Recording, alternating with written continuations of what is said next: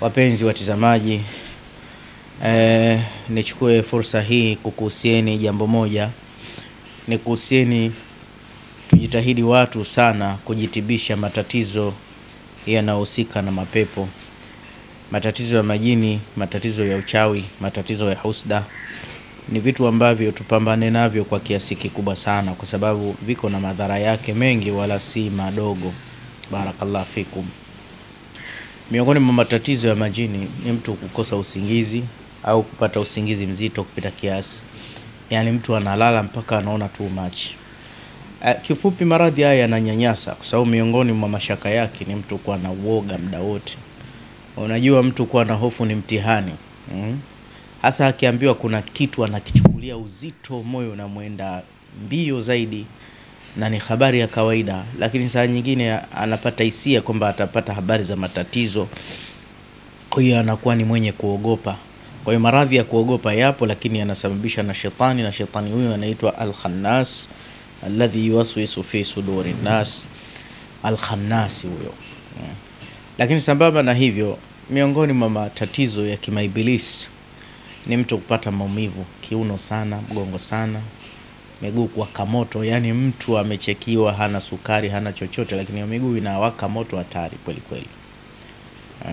Lakini mbaya zaidi, majini yanaweza kusababisha ukapoteza channel, uchumi ukaporomoka vyu baina shamsi wa dhuha. Ambao sema nimekanyaga mdudu gani? Yani inatia nuksi hii midudu hatari.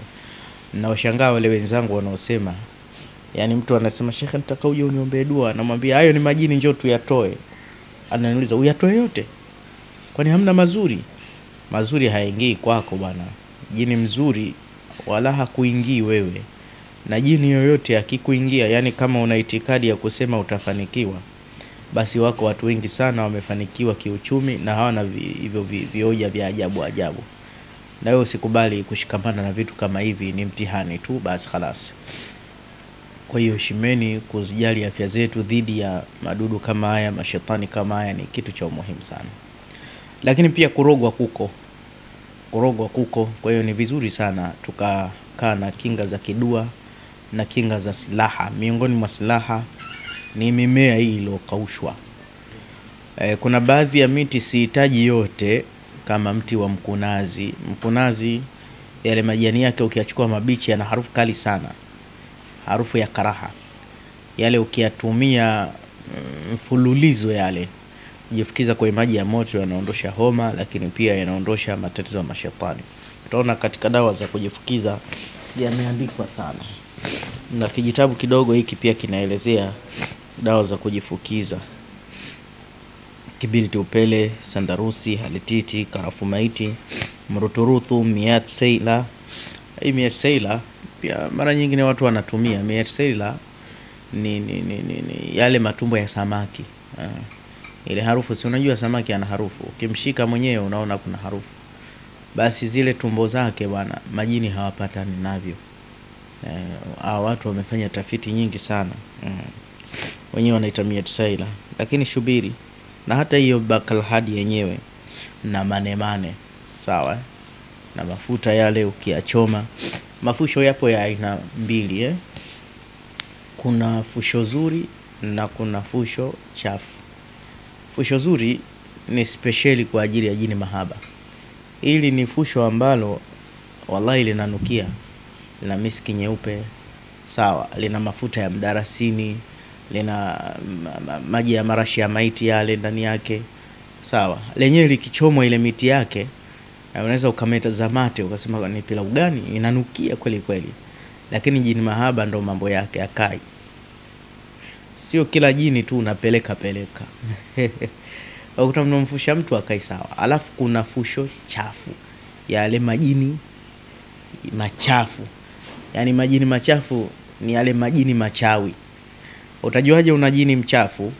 Yani ndoto zako ukiwa unaota choo kichafu kama nini, alafu kama na kwamba umekanyaga umechafuka, haya ni majini machafu.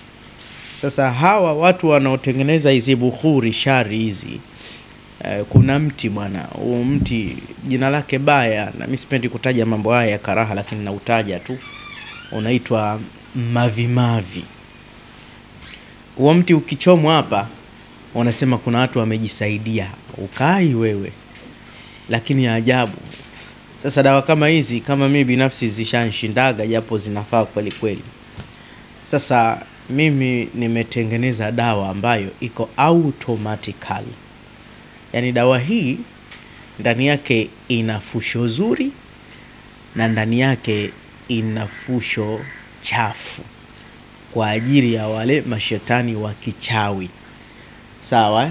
Lakini mashetani wa kichawi ndani yake wanatumwa na uchawi unaitwa kisimo.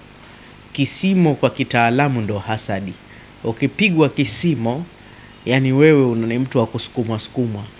Hata kama kuna mtu alishawekania atakusomesha, alianza mwanzo, lakini sasa hivi ukifika unashangaa na kukaripia, hakutaki tena, mpaka unasema sasa ashanianzisha masomo. Tushafika level ya katikati, kuacha uwezi, kuendelea uwezi, familia yenu ukoo hauna uwezo. Lakini aliniahidi mwenyewe kwamba alikuwa amejitolea kunisomesha. Sasa hivi niko nje, hata matumizi anitumii. Asema eleza kwa na haja filisika. Umechafuliwa, umetumiwa hayo mapepo hayo. Sasa kuna kitu kinaitwa ibtalu sihr. Ibtalu sihri. Ili fusho hili ni fusho muhimu sana. Unachoma kwenye makaa ya moto tu.